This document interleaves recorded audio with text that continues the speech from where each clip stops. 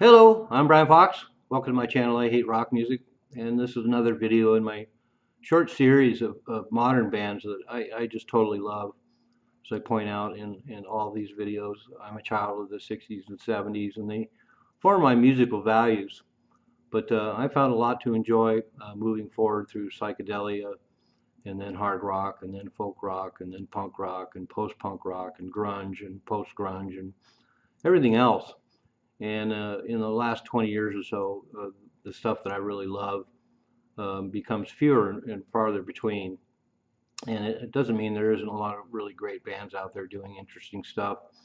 But the things that resonate with me, with my broad spectrum of music I've listened to for over 50 years, almost 60 years now, um, it takes a certain sort of thing to really get me going. And there's a handful of bands that do. Just did a video on Rainwolf. I just did a video on Autolux. And now I'm going to do a video on Dead Rider, a really unlikely band in some ways, but they really do it for me. And Dead Rider was formed by Todd Rittman, a guitar player from U.S. Maple. Of course, U.S. Maple is one of my favorite bands of the last 30 years. Deconstructionist, angular, weird noise rock. And I love U.S. Maple.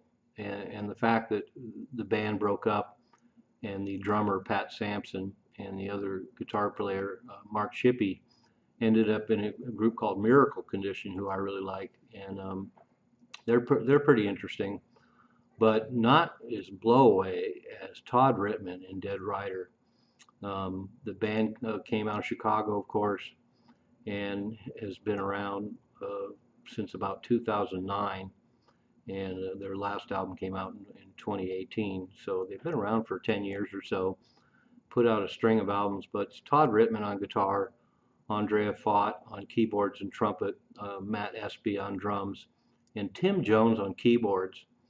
And there's been some fluctuation in their lineup, and they augment their records with other musicians, but that's the core band. And Noah Tabakin and Teo Katsuanis are another couple of members that have been in the band in recent years. And they put out 5 CDs, 5 albums.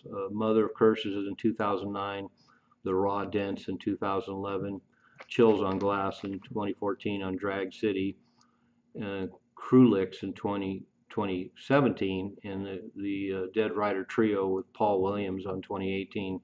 That last one is a pretty wacky record because it's just the trio, guitar, bass, and drums, with Paul Williams doing a lot of weird narration and the like over it. So it reminds me of, he's a poet, and it reminds me of William Burroughs or something like that, and it really works.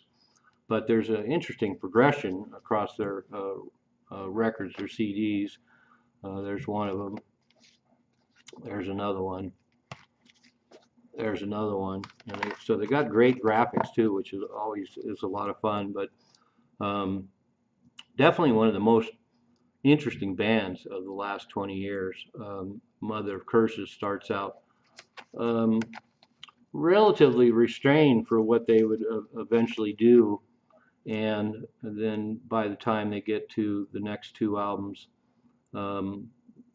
it gets more complex. There's more in their soundscape. And then by the time they get to Krulix in 2017, it's a huge record. It's got a lot of incredible guitar work, crazy big chords, a lot of drama. The keyboards are up front. Just fully realized, really huge record. But in between, there's a lot of experimentation. So between the guitar, bass, drums, keyboards lineup, like a band like Autolux or even Radiohead or so many other bands these days, there's all kinds of interesting electronics and added things going on, trumpet, and it's quite a tapestry they create. But they're also notable for just having such great propulsion. The rhythm section really lays down a pretty steady groove when it's needed, and then really breaks things up in other parts where things get a little weirder. And I'm not surprised that they kind of have the sound they do, because Tim Jones is on keyboards, and Tim Jones is also a member of the totally amazing band out of Chicago called Cheer Accident, and they're one of the greatest bands around. I'll probably do a video on them, but they have a website that has tons of unreleased material. They've probably released uh, 15, 16 albums by now.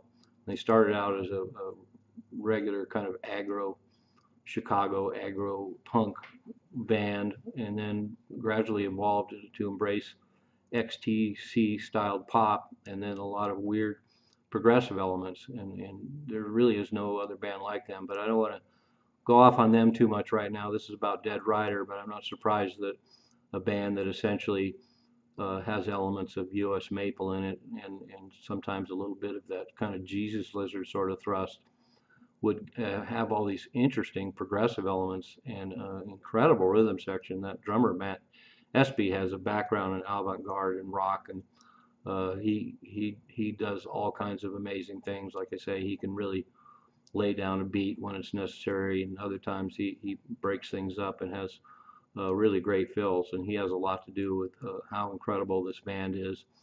And then Todd Ritman is cool on vocals. I'm not really sure how to describe his sound, but he sounds like himself. There's nobody quite like him, and there's a lot of breathiness in his vocals sometimes, and a lot of swagger and attitude, very surreal lyrics. And then he's just an exceptional guitar player, so imaginative, so unique. The chords and structures he chooses to use are unique and interesting and imaginative. And then whenever he does any kind of improvisation or lead work, it's just exceptional. He reminds me of the days of the Beefheart bands, and just what a unique, completely unique approach to playing guitar. It's amazing that through all their records, his guitar work is just so unique and imaginative, and full of surprises. And that's what I like in a lot of newer bands now. That the choices they make are so interesting and so unlike other things we've heard before. And Todd Ritman, for me, is the total giant on guitar. The fact that he's carved out his own vocabulary. And as I pointed out, their records get increasingly complex, with so many other elements going on, so many surprises popping up, uh, multiple surprises popping up in each song, let alone all the surprises that end up popping up in a complete album. And you get a lot of different things going on. For example, on the album Chills on Glass, you get almost progressive um, post-punk mixed with progressive elements, and then in the middle of it you get Sex Grip Enemy, which is just a total Neanderthal grunt stomp with vicious guitar work. And so I really love that mixture. The fact that they have this side of them that is just vicious post-punk, with a lot of thrust and a lot of energy, and then they mix all these progressive elements in there as well. Just totally unique band, and I love them. Every single one of their albums is totally amazing. One of the best and most interesting bands around. I assume they're still going. They haven't put anything out for quite some time. These days, you never know. A band can have 6, 7, 8 years in between albums, and so you're not sure if they really exist anymore. But if not, I'll definitely be keeping an eye on anything that Todd Ritman does moving forward. But Dead Rider, once again, if you haven't heard them before, and you respond to a lot of newer rock with elements of post-punk and progressive elements and just all kinds of wacky weirdness and surprises and weird electronica and electronic elements and other additional instruments like trumpet and cello and everything else, and then a killer rhythm section. I mean, that's one thing that really drives this band for me, is just the rhythm section is so good and so capable, and they just really add so many more surprises and interesting stuff. As if Todd Rittman's guitar work wasn't interesting and unique enough, you have this rhythm section that really is on the same page and really drives this stuff home. And so, as usual, I'll put the links below if anything I said intrigued you and you like some of the new bands and all the eclecticism, but like a lot of drama and some amazing guitar work, a killer rhythm section, and just surprises popping up all over the place, then definitely check out Dead Rider. Even an old geezer like me and hear a band like this and know they're fucking fantastic. I'm Brian Fox. Thanks for watching I Hate Rock Music.